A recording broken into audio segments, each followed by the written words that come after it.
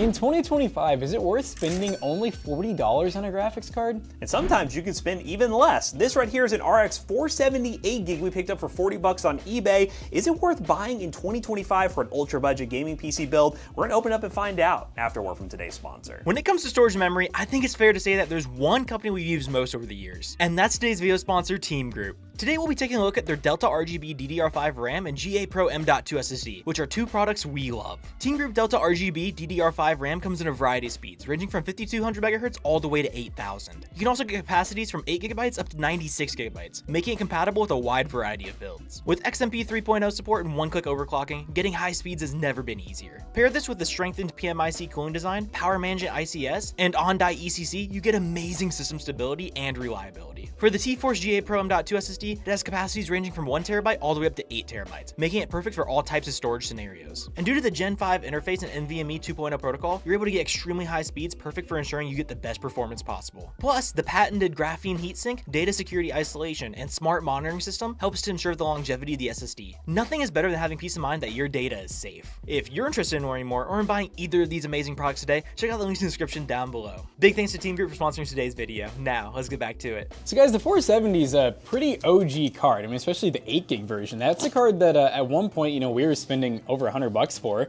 And obviously, you guys know we loved our RX 580, but now it's hard to find OEM RX 580s, and you're still paying like 50 to 70 bucks for one, or you can get the 2048 ones, which we're starting to kind of hate. So something like this on eBay for $30 to $40 is kind of insane sounding because it's not much worse than a 580. And more specifically, we got this card with 8GB of VRAM because, might as well get a card with at least a decent amount of VRAM, even though it is GDDR5 VRAM, to be able to play games at somewhat higher details. But we'll see in our testing, does that actually matter when the raw horsepower of the GPU might be a little slow in today's standards? One thing I love about these old cards is look how many display outs you get. It's absolutely insane. So, I mean, for like an office PC upgrade where you're just, doing stocks or something, you need a lot of monitors, pretty cool. And this one only needs a single 6-pin, which is impressive.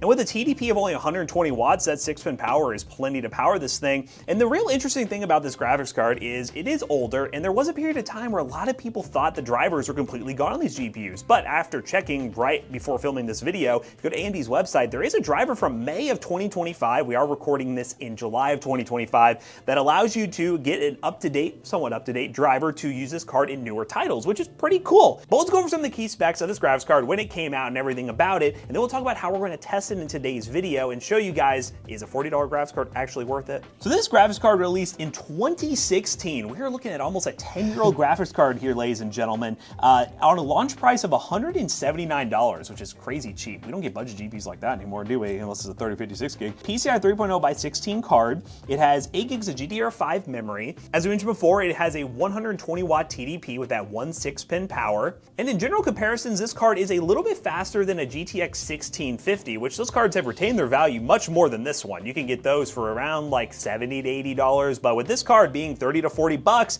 is it worth actually playing? Let's talk about the test bench we're gonna throw this GPU into, and then we're gonna dive into some games to see, can it still hold up, and should you buy one for a budget gaming PC? To go over the specs of the test bench, we have the Ryzen 7 7700X that is an 8-core 16-thread with a large tower cooler cooling it. We also have 32 gigs of DDR5 RAM at 6000 MHz in dual channel. This test bench is packed with storage as well with a 4TB Lexar Gen 4 NVMe SSD. We have an Asus ROG Strix B650 Wi-Fi motherboard. We have a 1200 watt 80 plus gold fully modular power supply, all inside of a pretty high airflow full ATX case. So now that we talked about our test bench and our RX 470, we're gonna combine the two and we're gonna run some games.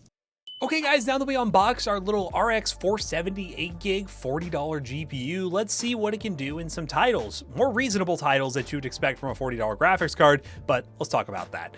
We have Cyberpunk, Black Myth Wukong, CS2, Rainbow Six Siege X, Clair Obscur Expedition 33, Spider-Man 2, and Fortnite. Now first up, we have Cyberpunk 1080p medium settings with FSR set to balance, and we got some pretty decent results actually for a $40 graphics card, getting an average of 51 FPS, with a minimum of 43 and a max of 61.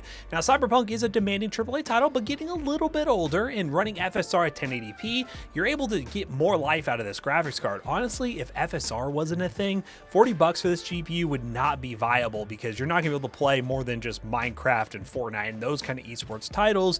FSR, while it doesn't look look great does make these games actually playable. You can launch them and get close to 60 FPS and play some games you normally wouldn't be able to do. So far, pretty good for Cyberpunk. I would run this 1080p low to get a locked 60 FPS. Next up, the Blacksmith Wukong benchmark tool, 1080p low settings with no upscaling. We got an average of 48 FPS, a max of 56, a minimum of 33. Important to mention that the actual game is a bit more demanding, so if you are going to try to run Blacksmith Wukong, which is a very demanding AAA title on this GPU, you're going to want to run settings like 1080p low with some FSR. FSR will help you, and you should get close to 60 FPS depending on what CPU you have. Now, speaking of CPU bound, and we'll talk about some CPU recommendations, CS2, 1080p low settings. We got an average of 224 FPS with a 1% low of 90.1. I would like to see slightly higher FPS, especially because of the CPU this is paired with, but we are limited by the GPU here, getting 200 FPS, and again, $40 for a graphics card. This is looking pretty dang good. Now, if you were to build a gaming PC around this GPU, let's say you buy one for 30 or 40 bucks, the obvious choices would be some sort of Ryzen platform, so you could go all used and get like a Ryzen 5 3600. Even the Ryzen 5 2600 is an available CPU you can find for really cheap with a good B450 motherboard. Or if you want to go slightly newer, an i3 12100F would be my recommendation. You really want to get a solid CPU, especially if you're building a gaming PC around this, even if it's for flipping purposes or just to build for a really cheap computer for maybe someone's first PC. You're going to want to have the ability to slap in a better GPU later in the platform, because while this is pretty solid for 40 bucks, an upgrade is definitely going to be due on this system. Next up, Rainbow Six Siege X, 1080p medium settings. This version is a bit more demanding than the original Rainbow Six Siege. We got an average of 125, a minimum of 44, and a max of 151. Once again, 100 plus FPS in esports titles. If you guys are only playing esports titles, which a lot of you guys actually are at home, this is really all you need when paired with the right CPU, some 4-core 8-threaded CPU or something more modern. Now let's go back to the more demanding games, and then we'll end things off with Fortnite. Clair Obscur Exhibition 33, 1080p low with 50% render scale. I would say this is not playable. Getting about a 30 FPS average with dips into the 20s. This is the limit of this GPU, and honestly, I thought we hit that limit sooner, so it's pretty cool to see that you can launch this game and at least try it, but it's gonna be hard to have an enjoyable experience, and it's gonna be one of those where I'd really recommend you spend a bit more money on a better GPU, like a 1660 Super, which comes in around $99 to $100, which again is more than double your money when we're talking about a $40 GPU, to actually somewhat enjoy these games on lower settings 1080p. Same goes with Spider-Man 2, 1080p low with FSR. We only got 30 to 40 FPS. Another really demanding game coming from the PS5 that really is going to require much more hardware to get 60 FPS. If you're okay and used to 30, you could technically play at 30 FPS, but personally, I wouldn't say this is a very playable experience. But a very playable experience, once again, depending on what CPU you get, is Fortnite. We ran that at 1080p performance settings with DX12 and got 100 FPS with a few dips into the 90s. This is a more CPU-bound game, but as you guys can see, and based on the other benchmarks we've done in the past with Fortnite and this test bench, the CPU was being held back a good amount by our GPU even in Fortnite. So overall, $40 for a graphics card. That is very little money to spend on a GPU, but it's very cool to see that a GPU like the RX 470 8GB is able to be had for this cheap of a price.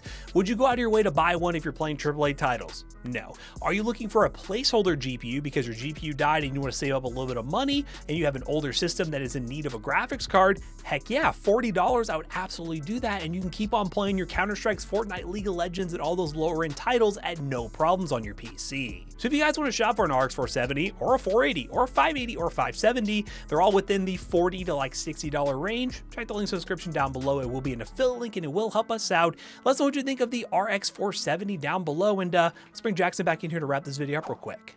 So we just got done doing some benchmarking on the 470, and it is very obviously a almost 10-year-old card, and a $40 card at that. But the fact that it can play esports titles and even some of those newer indie titles is pretty cool. And of course, if you're mainly into older games, I mean, this is still more than enough with the 8 gigs of VRAM. Now, obviously ray tracing. Some of those newer games like Doom, for example, you're not even gonna be able to launch the game.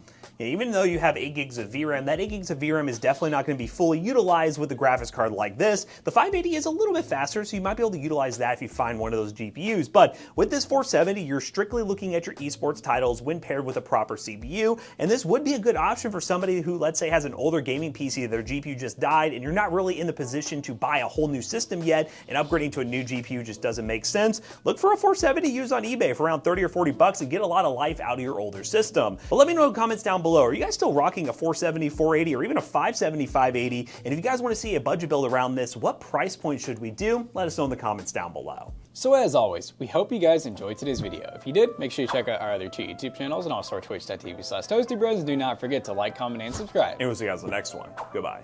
So if you want to buy a super cheap build, something like a 470, check out PCBros.tech, or if you want a 5090 build, check out PCBros.tech. We got budget, we got high end, we got whatever you want, even build mats. I'm really pushing these things, guys, because these are really awesome for PC builders out there. Use code ToastyBros on checkout, you'll save 3% of your next purchase. See you guys later. Goodbye.